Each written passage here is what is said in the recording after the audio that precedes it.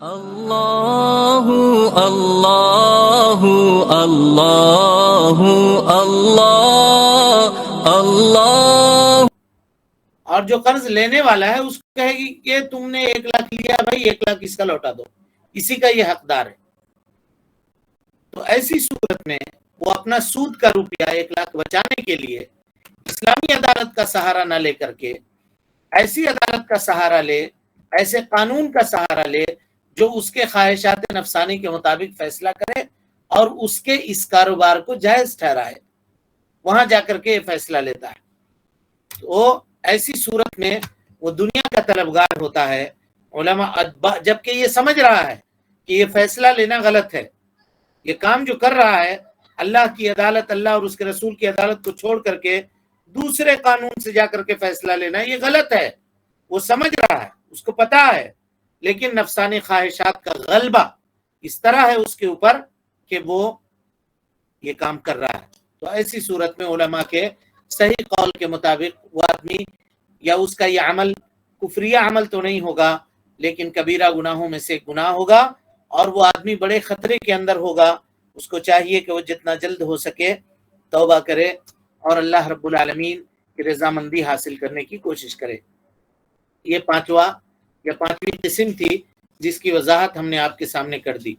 اب اس کے بعد آئیے ایک معاملہ باقی رہ گیا تھا، وہ یہ کہ جس کے اوپر علماء نے بہت لمبی چوڑی بحث کی ہے، اور کبھی موقع ملا تو ہم بھی اس کے اوپر اس کے سارے پہلو کے اوپر آپ کے سامنے گفتگو کریں گے، لیکن ابھی جتنی چیزیں ضروری ہے ہم کو اور آپ کو سمجھنا، وہ ضروری باتیں ہم آپ کے سامنے رکھنے کی کوشش کریں گے تفصیل سے ہٹ کر کے۔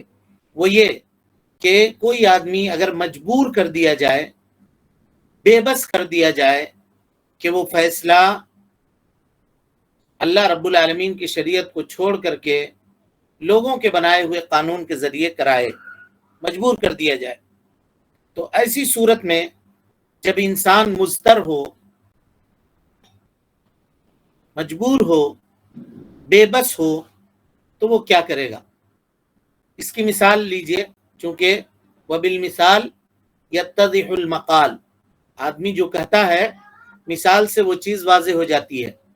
مثال اس کی دیکھیے کہ ایک تاجر ہے جو مسلم ہے اور ایک تاجر کافر ہے، دونوں نے تجارت کی آپس میں، اور تجارت کرنا جائز ہے، مسلمان سے، کافر سے، یہودی سے، نصرانی سے تجارت کرنا، تعامل کرنا جائز ہے۔ تو دونوں نے آپس میں تجارت کی، اور تجارت کرنے کے بعد یہ تجارت یعنی اس شخص کے شہر میں واقع ہوئی جو کافر تھا، مثال کے طور پر، پھر دونوں کے درمیان جھگڑا ہو گیا۔ اب ایسی صورت میں وہ تاجر جو مسلم ہے اس کے لیے کوئی راستہ نہیں ہے کہ وہ شرعی عدالت سے فیصلہ کروائے، اس لیے کہ جھگڑا واقع کہاں ہوا ہے؟ بلد کفر کے اندر ہوا ہے۔ اب اس کے پاس صرف 2 آپشن ہے، اس کے علاوہ تیسرا کوئی بھی آپشن نہیں ہے۔ 2 آپشن کیا کیا ہے؟ یا تو وہ کافروں کے شہر میں ان کے بنائے ہوئے قانون کے مطابق فیصلہ کرے جو اللہ رب العالمین کی شریعت کی مخالفت کرتی ہو، یا وہ اپنے حق کو چھوڑ دے، اپنے حق کو چھوڑ دے۔ اس کے علاوہ تیسرا کوئی معاملہ نہیں ہے، لیکن اس سے بھی زیادہ مجبوری کی حالت ہو جائے گی جب کافر تاجر اپنی عدالت میں معاملے کو پیش کر دے اور لے جائے، تب تو مسلمان کے پاس کوئی ہیلا اور کوئی بہانہ نہیں ہے، کیونکہ اس کے پاس اختیار ہی نہیں ہے کہ یہ قضیہ کو یہ پیش کرے یا نہ کرے، کیونکہ آلریڈی اس کا کیس اس نے پیش کر دیا اور یہ ملزم ہو گیا۔ اب اس کو پہنچنا ہے، یعنی اس کے اوپر الزام لگا دیا گیا، مجرم نہیں، ملزم، اس پر الزام لگایا گیا۔ اب یہ جائے گا عدالت میں پہنچ کر کے وہاں بات کرے گا۔ اسی طریقے سے اضطرار کی مثال ایک آپ یہ بھی لے لیجئے کہ وہ لوگ جو اقلیت ہو کر کے غیر مسلم ملکوں کے اندر رہا کرتے ہیں، مثال کے طور پہ کوئی یورپ میں ہے، کوئی کہیں اور ہے، کوئی ہندوستان میں کسی بھی جگہ پہ رہنے والا آدمی ہو۔ اب ایسی صورت میں، یعنی یورپ کی مثال میں دے رہا ہوں یہاں پہ، ایسی صورت میں اگر کوئی آدمی اپنے بیوی کو چھوڑتا ہے اور طلاق نہیں دیتا ہے، تو وہ کیا کرے گی؟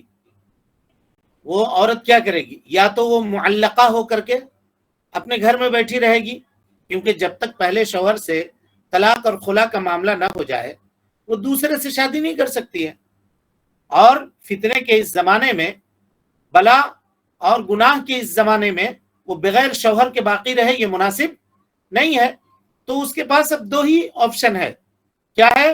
یا تو وہ اپنے معاملے کو جس شہر میں وہ رہ رہی ہے اس شہر کی عدالت میں لے کر کے جائے، کیونکہ اس کو ضرورت ہے، یا نہیں تو وہ صبر کر کے رہے.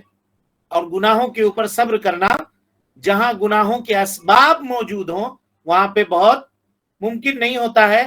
آدمی پھسل سکتا ہے، شیطان کا غلبہ اس کے اوپر آ سکتا ہے. تو ایسی صورت میں وہ کیا کرے گا؟ سمجھ رہے ہیں مسئلے کو؟ سمجھ گئے دونوں جگہ یا نہیں سمجھے؟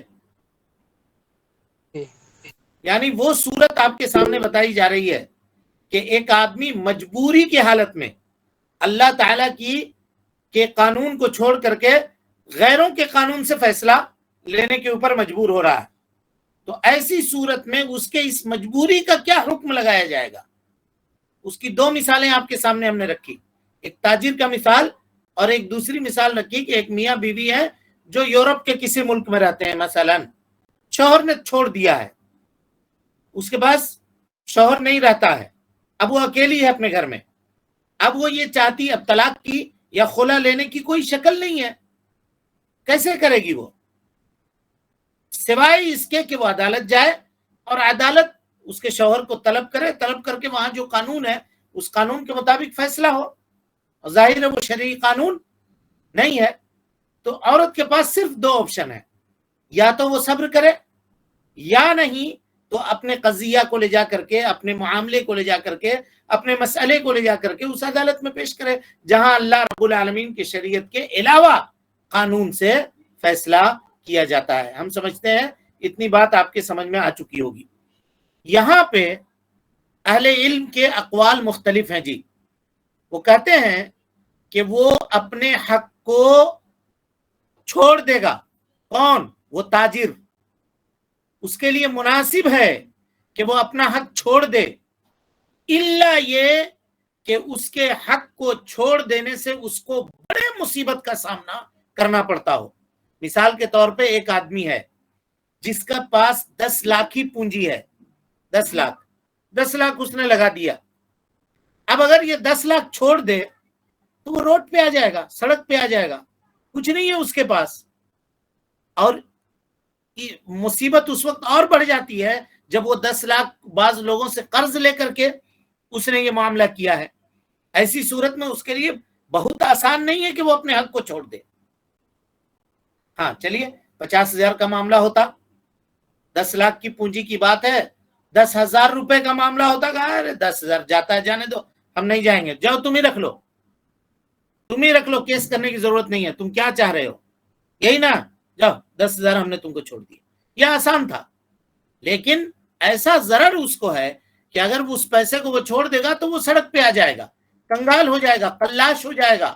تو ایسی صورت میں علماء کہتے ہیں کہ جائے، اس عدالت میں جائے. لیکن اگر اتنا ضرر اور تکلیف، اتنی مصیبت اور تکلیف اس کو نہیں ہوگی، تھوڑا بہت مال ہے، تو اس کے لیے یہ مناسب نہیں ہے کہ ان محاکم کے اندر جا کر کے وہ فیصلہ لے. اس لیے کہ یہ معاملہ بہت خطرناک ہے، یہ معاملہ بہت خطرناک ہے. غیر اللہ سے فیصلے کروانا، اللہ کے علاوہ قانون سے فیصلہ کروانا، یہ بڑا خطرناک معاملہ ہے. جب تک ضرورت نہ ہو اور اس حد تک نہ ہو کہ آدمی بالکل پورے طور پر مجبور ہو جائے اور اس کے پاس کوئی اختیار ہی نہ رہے، تو ایسی صورت میں یہ کرے. اس کی ایک مثال لیجئے جو ہم نے دوسری مثال کے اندر، ایک تو تاجر کی مثال ہم نے آپ کے سامنے رکھی اور دوسری اس عورت کی مثال ہم نے رکھی. دوسرے مثال کو دیکھیے کہ اگر وہ عورت اپنے قضیے کو لے جا کر کے محکمے کے اندر پیش کرتی ہے، ٹھیک ہے، وہاں کا جو عدالت ہے، محکمہ کے معنی عدالت، وہ اپنے عدالت میں لے جا کر کے پیش کرتی ہے اور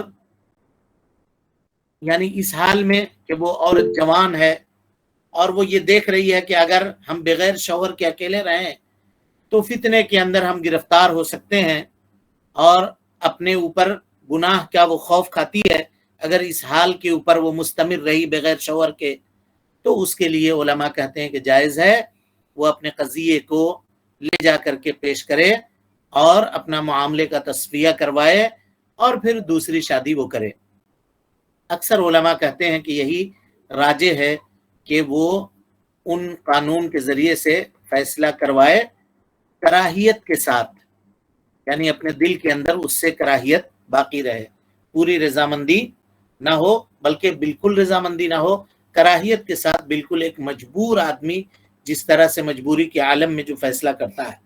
ایک مثال اس کی آپ لے لیجئے کہ ایک آدمی صحرا میں گیا اور صحرا میں جانے کے بعد بھٹک گیا ریگستان میں، اور اس کے پاس کھانے کے لیے کچھ بھی نہیں ہے،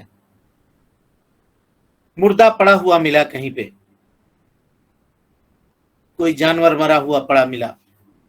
اب ایسی صورت میں کیا وہ جانور کے گوشت کو مزے لے کر کھائے گا جیسے قربانی کا گوشت ابھی ہم لوگوں نے کھایا ہے؟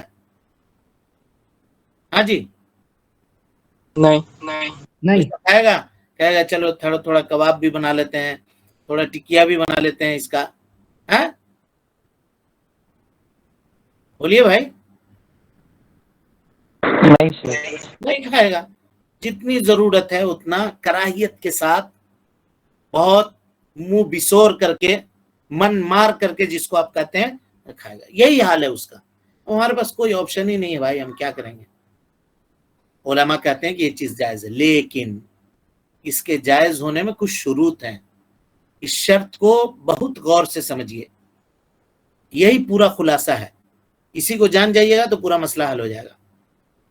پہلی شرط، فیصلہ کرانے والا اس قانون سے کراہیت محسوس کرتا ہو، اپنے دل میں کراہیت محسوس کرتا ہو، جیسا کہ ہم نے مثال ابھی آپ کو دیا، اور اس سے رضامندی کا اظہار کبھی بھی نہ کرتا ہو، راضی نہ ہوتا ہو، نہ اظہار کرتا ہو، نہ اپنے دل کے اندر کوئی رضامندی کا جذبہ پاتا ہو، اور اس کا دل اللہ رب العالمین کی شریعت کے تعلق سے مطمئن ہو، اور وہ دل کے اندر پورا پختہ یقین یہ رکھتا ہو کہ اللہ کا شریعت جو ہے وہی دراصل حق ہے، لیکن ہم مجبوری کے عالم میں یہاں جا رہے ہیں، اور وہ پورے طور پر مجبور ہو کر کے مکروہ یعنی کراہیت کے ساتھ، مکروہ سمجھتے ہوئے، کراہیت سمجھتے ہوئے، ناپسندیدہ عمل کو جانتے ہوئے وہ اس میں داخل ہو پورے طور پر، یعنی ہارے جی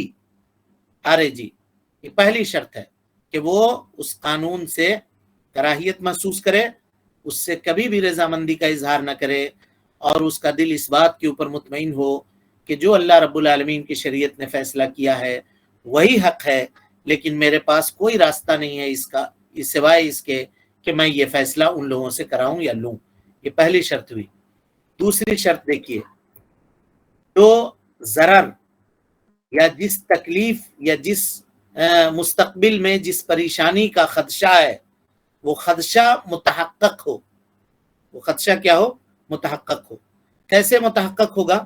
اس کی ہم نے مثال دی، کہا کہ وہ عورت جس کو اس کے شوہر نے چھوڑ دیا، مثال میں اگر وہ مان لیجئے بوڑھی ہے، 70 سال کی عمر ہو گئی ہے، اس کی 75 سال کی عمر ہو گئی ہے، اب کیا ہے، اس کو ضرورت نہیں ہے شوہر کی، اور اس کو فتنے میں عام طور پہ پڑنے کا خطرہ اور اندیشہ نہیں ہے، تو ایسی صورت میں وہ صبر کر لے، نہ جائے۔ لیکن اگر جوان ہے، فتنے میں پڑنے کا خدشہ اور یہ ہے، تو یہاں پہ کہیں گے ضرر متحقق ہے، ہو سکتا ہے کہ فتنے میں وہ پڑ جائے، کیونکہ فتنے میں پڑنے کے اسباب جو ہیں وہ اسباب مہیا ہیں مسئلے میں، تو ایسی صورت میں علماء کہتے ہیں کہ اگر فتنے میں پڑنے کا معاملہ متحقق ہو، متوقع نہیں ہو اور وہم نہیں ہو، ارے مجھ کو گمان ہے کہ ہم فتنے میں پڑ جائیں گے، نہیں، ہم ضرور فتنے میں پڑ جائیں گے، ہم کو ایسا لگ رہا ہے، تو ایسی صورت میں وہ ان عدالتوں کا سہارا لے سکتی ہے۔ یہ دوسرا شرط ہوا، یہ کہ ضرر متحقق ہو، موہوم اور متوقع نہ ہو، کہ ہو سکتا ہے فتنے میں ہو پڑھے بھی یا نہیں بھی پڑھیں، ایسا نہیں ہو معاملہ. یا جو پریشانی مثال کے طور پر تاجر والا معاملہ ہوا کہ اگر وہ چھوڑ دے اس عدالت کا سہارا لے کر کے تو یقینی طور پہ وہ کلاش ہو جائے، بلکہ بسا اوقات اس کو خود جیل میں جانا پڑے، کیونکہ وہ دوسروں سے قرض لیا ہوا ہے. اور اگر یہ پیسہ چھوڑ دے گا تو قرض دار اس کو پکڑ کے جیل میں ڈال دیں گے. وہ اپنا گھر گروی میں رکھے ہوا ہے، اس کا گھر بک جائے گا، بال بچے اس کے سڑک کے اوپر آ جائیں گے اور اس کے رہنے کے لیے کچھ بھی نہیں ہے. یہ ساری چیزیں متحقق ہیں کہ یہ چیزیں ہو کر رہیں گی. اگر ایسا ہے تو ایسی صورت میں وہ اس کا سہارا لے. سمجھ میں آ رہی بات جی؟ یہ شروط سمجھ میں آ رہے ہیں؟ جی شیخ. ہاں سمجھیے، غور سے سمجھیے. چلیں اب آئیے تیسری شرط کیا ہے. تیسری شرط یہ ہے کہ جو مصیبت اور جو پریشانی ہے نا یہ بہت عظیم ہو، بہت عظیم ہو.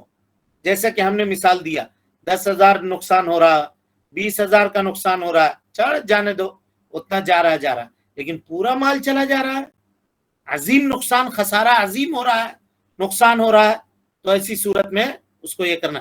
اب یہاں کیا ہے عورت کے تعلق سے دوسرا مسئلہ میں، دوسرے مثال میں، یہ دونوں مثالوں کے اوپر شروط کو فٹ کر رہے ہیں جی. دوسرے مثال میں عورت یہ دیکھ رہی ہے کہ ہمارے ساتھ کھانے پینے کا ذرا سا مسئلہ ہو جائے گا، لیکن چلیے وہ ہم مینج کر لیں گے، اس کو کوئی اور معاملہ ہو جائے گا، چلیے ہم اس کو مینج کر لیں گے. تو ایسی صورت میں نہ جائے وہ. لیکن اگر بڑا مسئلہ پیش آ جا رہا ہے جو جیسی کہ وضاحت آپ کے سامنے ہو چکی ہے، تو ایسی صورت میں کہیں گے کہ دیکھو بھائی یہاں پہ ضرر جو ہے، نقصان جو ہے وہ بہت عظیم ہے، مفسدت بہت بڑی ہے. ایسی صورت میں اس کو چاہیے کہ وہ اس عدالت کا سہارا لے کر کے اپنا فیصلہ مجبوری کی حالت میں کروا لے. اب چوتھی شرط، اور یہ شرط ذرا غور سے سمجھیے، اس عدالت کے علاوہ کوئی دوسرا آپشن آپ کے پاس موجود ہی نہ ہو، کوئی دوسرا آپشن نہیں ہو موجود. اور یہ شرط جو ہے نا، اس سے ہم لوگوں کا معاشرہ نکل جاتا ہے جی. اس شرط سے کیسے نکل جاتا ہے؟ دیکھیے، اللہ کے فضل اور اس کے توفیق سے ہم لوگوں کے پاس جماعت و جمعیت کا نظام قائم ہے. ہم لوگ الحمدللہ وہاں اپنے مسائل لے جا سکتے ہیں اور کتاب و سنت کے مطابق وہاں سے فیصلے لے سکتے ہیں. اب کوئی آدمی وہاں جائے ہی نہیں اور سیدھے ڈائریکٹ چلا جائے، ہم تھانہ جا رہے ہیں وہاں جا کر کے فیصلہ کریں گے، تو ایسی صورت میں کیا ہو جائے گا؟ بولیے. یہ شرط نہیں پائی جائے گی. زمین کا جھگڑا ہوا تو ہمیں چاہیے کہ ہمارے پاس فیصلہ کرانے کا موجود ہے آپشن، ہم وہاں جا کر کے کرا لیں. اگر اس کے علاوہ کچھ بھی نہیں ہے، جیسے یورپ ہے مثال کے طور پر، وہاں نہیں ہے یہ نظام، تو اب اس کے علاوہ وہاں جانے کے علاوہ کوئی چارہ اس کے پاس نہیں ہے. اس کو سمجھیے. تو کہا کہ اس عدالت کے علاوہ کون ہے جی؟ اس عدالت کے علاوہ کوئی دوسری عدالت وہاں پہ موجود نہیں ہو. یعنی وہ عورت جس کی مثال ہم نے آپ کے سامنے دی ہے، وہ یورپ کے کسی ایسے مقام پہ رہتی ہے جہاں کوئی اسلامی مرکز موجود ہے، اور اسلامی مرکز میں اس کے پرسنل قانون کے تحت، شرعی قانون کے تحت فیصلہ کیا جاتا ہے اور عدالت اس کو تسلیم بھی کرتی ہے. تو ایسی صورت میں اس کے لیے ہرگز جائز نہیں ہے کہ وہ اس مرکز اسلامی کو چھوڑ کر کے دوسرے کسی عدالت میں جا کر کے فیصلہ لے. کلیئر ہو گیا؟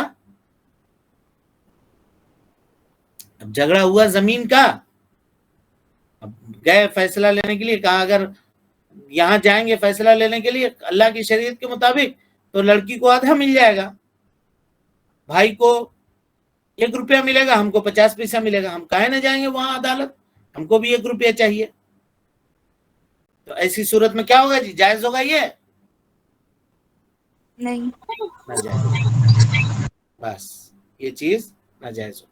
اب اس کے بعد آئیے 5واں شرط، وہ یہ کہ فیصلہ وہاں سے لے، اور لینے کے بعد ظاہر ہے، ایک مثال میں آپ کو دے رہا ہوں، اسی پہ سمجھیے.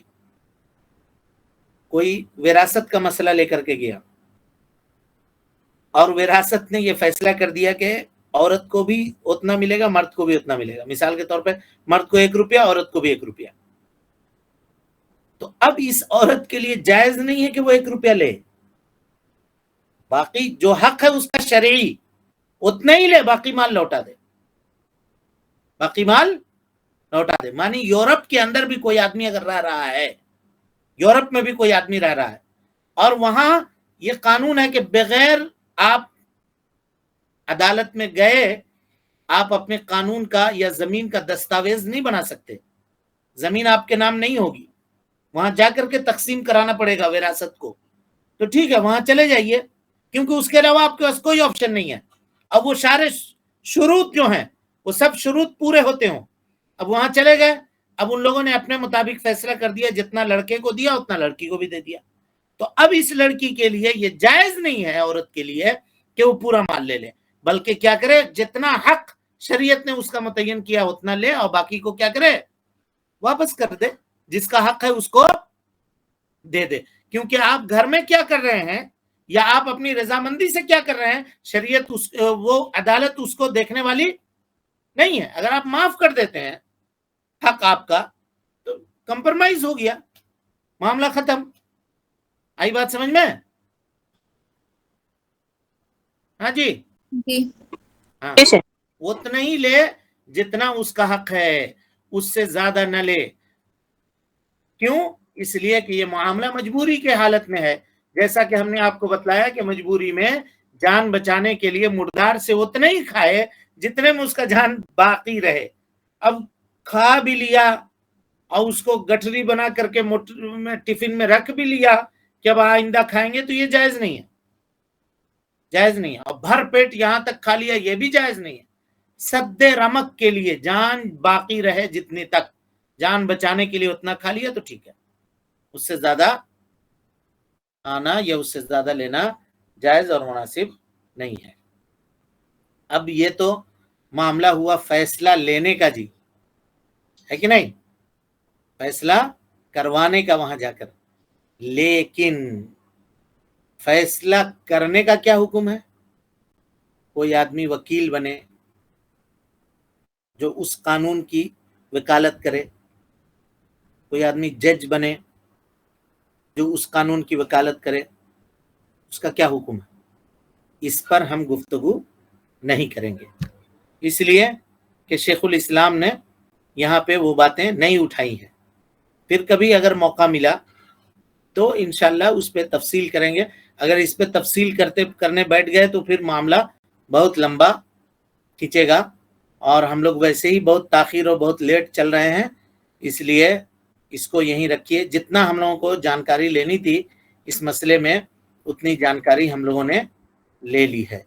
اور انشاءاللہ پھر کبھی موقع ملا، ہم جیسے پہلے بھی کہا تھا آپ کو کہ کتاب توحید کی ہے مختصر شرح ہم آپ کے سامنے کر رہے ہیں. پھر کبھی زندگی رہی سلامت تو بہت مفصل شرح اس کی تفصیل سے آپ کے سامنے کریں گے. اس وقت اگر موقع ملا تو یہ باتیں مکمل آپ کے سامنے آئیں گی. چلیے پھر سے اس آیت کو پڑھیے جو آیت شروع میں ہے، الم تر الی الذین یزعمون انہم. بسم اللہ.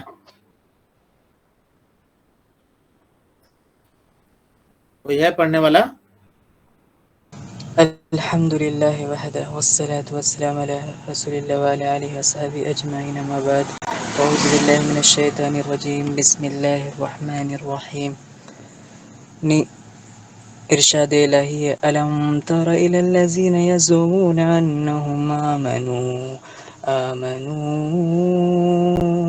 بما انزل الیک وما انزل من قبلک یریدون ان یتحاکموا الی الطاغوت وقد امروا ان یکفروا به ویرید الشیطان ان یضلهم ضلالا بعیدا. کیا آپ نے ان لوگوں کو نہیں دیکھا جو دعویٰ تو یہ کرتے ہیں کہ جو کتاب آپ پر نازل ہوئی ہے اور جو کتابیں آپ سے پہلے نازل ہوئیں ان سب پر ایمان رکھتے ہیں، مگر چاہتے ہیں کہ اپنا مقدمہ طاغوت کے پاس لے جا کر فیصلہ کرائیں. حالانکہ انہیں اس طاغوت کے ساتھ کفر کرنے کا حکم دیا گیا تھا، اور شیطان انہیں بھٹکا کر راہ راست سے بہت دور لے جانا چاہتا ہے۔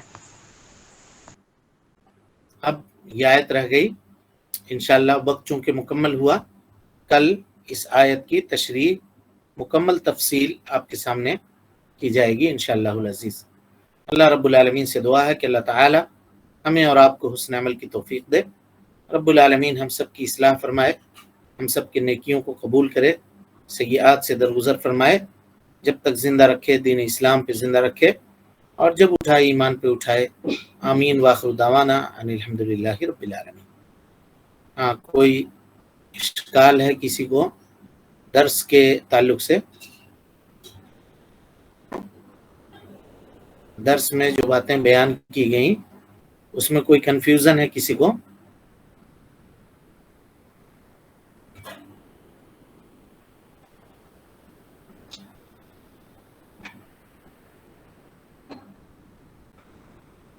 چلیں الحمدللہ، لگتا ہے سب سمجھ میں آ گیا۔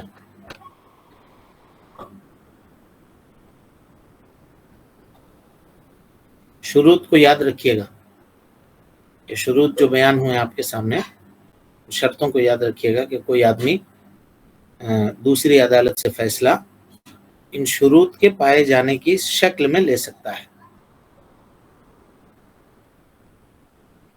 اور کوئی سوال ہے؟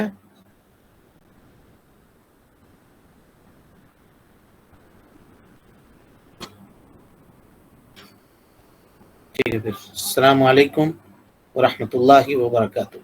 اللہ اللہ اللہ اللہ